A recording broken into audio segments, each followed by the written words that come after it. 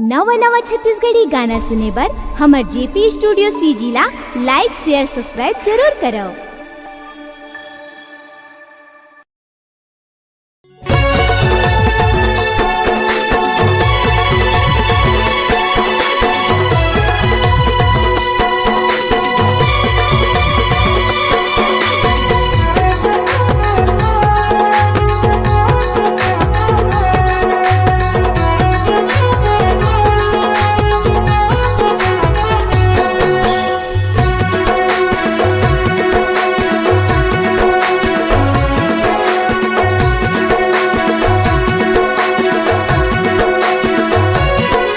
सतरंगी झंडा ये वो दाई आदिवासी के निशान। सतरंगी झंडा ये वो दाई आदिवासी के निशान। नाचो गावो लइका सियान, नाचो गावो लइका सियान, जुर मिल के है जवान। सतरंगी झंडा ये वो दाई आदिवासी के निशान। सतरंगी झंडा ये वो दाई आदिवासी के निशान।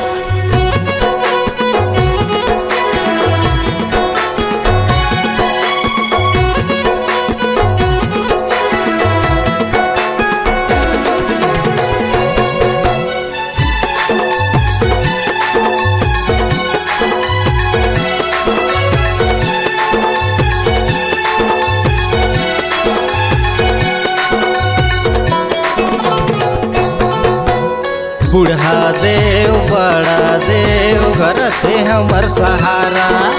ठाकुर देव दुल्हा देव हावे हमर सहारा।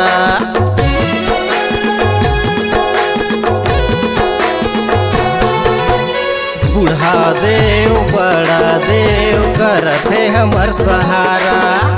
ठाकुर देव दुल्हा देव हावे हमर सहारा।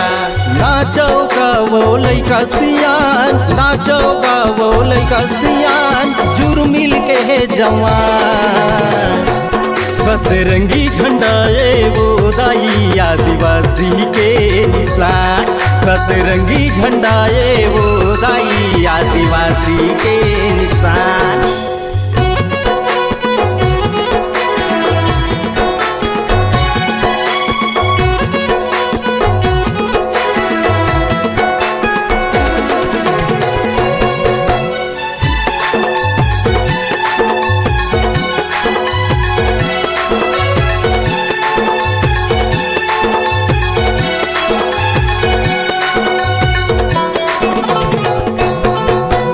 पीला गमछा धर के भैया हमला है अधिकार।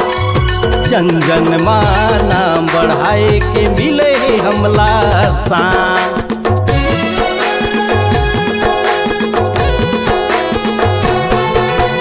पीला गमछा धर के भैया हमला है अधिकार। चंदन माँ नाम बढ़ाए के मिले है हमला शान। नाचो गावो लइका सियान, नाचो गावो लइका सियान, जुर मिल के है जवान।